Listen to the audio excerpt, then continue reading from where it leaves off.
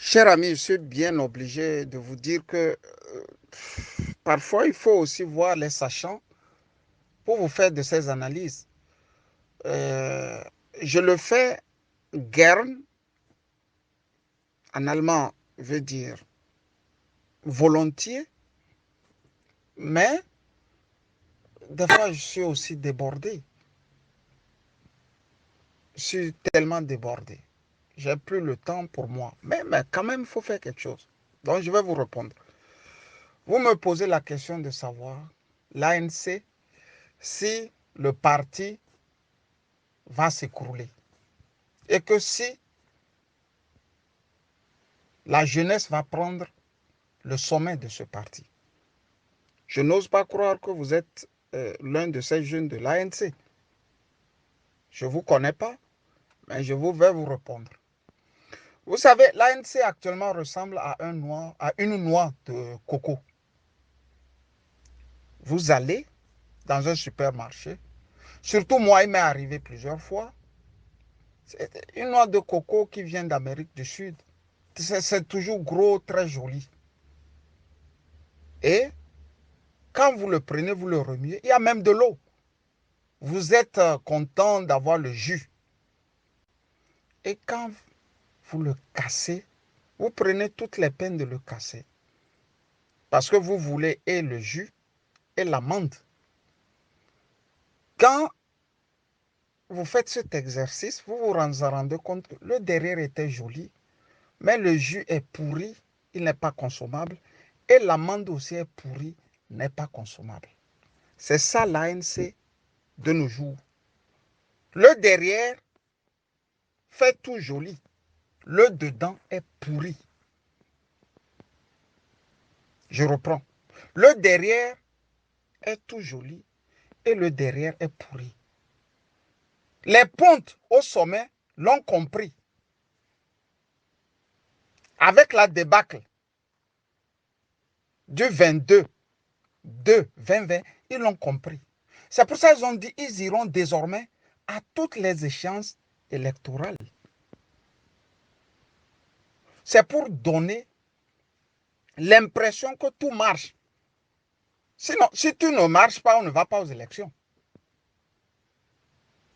Quand ça ne marche pas, on dit on va restructurer, on va former les présidents de section, on va chercher des moyens et on va se remettre encore dans l'ordre de bataille. Ils l'ont compris très rapidement. Donc, ce qui veut dire que ils font d'une lancée deux coups. D'abord, ils préservent leur poste et ensuite, ils donnent la force maintenant à la dictature d'y croire. Puisque les bourgeois tiennent aussi les brutes. J'appelle brut ici le clan qui a la gâchette facile, c'est-à-dire le pouvoir. Ils se tiennent au fait. Le pouvoir a besoin d'eux comme eux ils ont besoin du pouvoir. Dans cet univers, cher ami, la jeunesse frondeuse n'a aucune chance de prospérer. Ce n'est pas possible. D'abord, ils ne sont pas sur le terrain. Ce ne sont pas les chefs de section qui sont sur le terrain qui crient. Ceux qui sont à l'extérieur, ils ont goûté à la démocratie.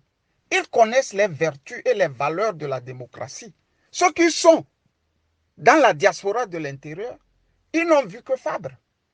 Ils n'ont vu que, je ne sais pas, l'hôtel du 2 février. Et ils n'ont vu que le stade de Kégué dans leur vie. Donc, pour eux, quand on leur présente Fabre, Lanson, Isabelle Améganvi, c'est des ténors. Alors que c'est justement sur leur dos que ces gens-là vivent. C'est la triste réalité, ça. Qu'on m'aime ou on ne m'aime pas, qu'on me laisse quand même dire ce que je pense. Quitte à ce qu'on me donne une réponse intellectuelle ou politique à ce que je dis. Donc, Pour ne pas perdre le fil, cher ami, les jeunes frondeurs vont se casser les dents. Ils vont se casser les dents. Ils ne peuvent pas prospérer. Ils ne peuvent pas abattre Fabre. Ce n'est pas possible. À moins qu'une maladie ou bien, bon, la faucheuse rencontre Fabre sur le chemin. Fabre, pour le faire par le passé, était sur le terrain, avait la main sur toutes les sections. Et, plus ou moins, ils ont eu l'aide d'un Pascal Bodjodan. C'est ce qu'on ne dit pas. Pascal Bodjodan, en sciant l'UFC, voulait les affaiblir. Rappelez-vous de ce stratège du RPT qui a dit à François Boko, le jour où nous aurons l'UFC avec nous, nous régnerons pour des siècles et des siècles. C'est le colonel, le commandant Boko qui nous l'a révélé. Vous voyez? Donc, qu'est-ce qui va se passer ici? Fabre ne va plus bouger. Il va devenir comme John Frundi au Cameroun. Il va devenir inoffensif, mais dangereux. Et par ricochet, si la dynamique n'arrivait pas à prendre le pouvoir, ce qui veut dire que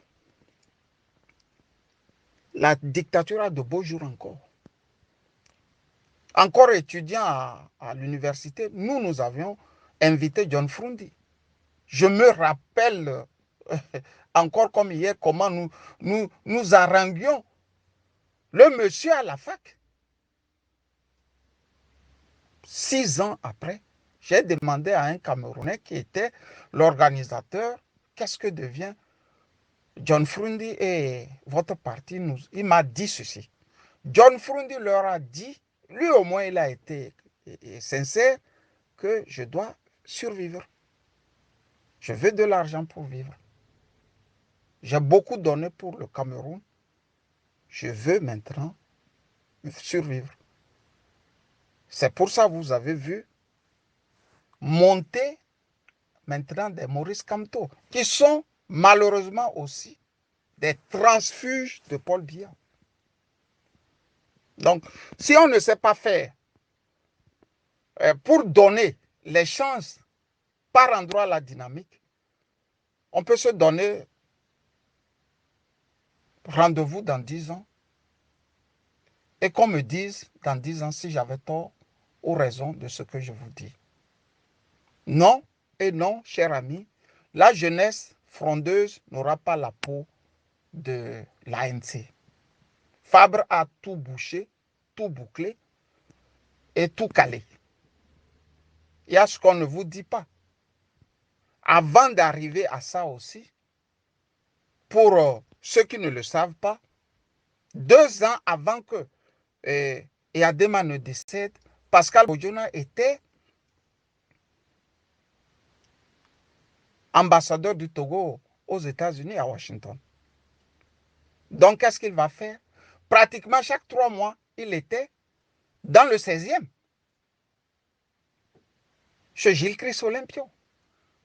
Ils avaient déjà tout fignolé. Fabre savait. Tout ça là, tous ces mouvements, Fabre savait. Il avait des ingrédients pour dire non, il faut qu'on saute le patron. C'est ce qu'ils ont fait ensemble. Ils ont pu sauter le patron. Ils sont partis avec la ressource humaine, mais le parti est resté. Vous voyez bien que l'UFC nous a prolongé la dictature au moins de 10 ans, en attendant que l'ANC maintenant prenne le relais de ce que l'UFC nous a fait. Je crois avoir été concret, précis. Si vous avez d'autres questions, n'hésitez pas. Bonne journée à vous.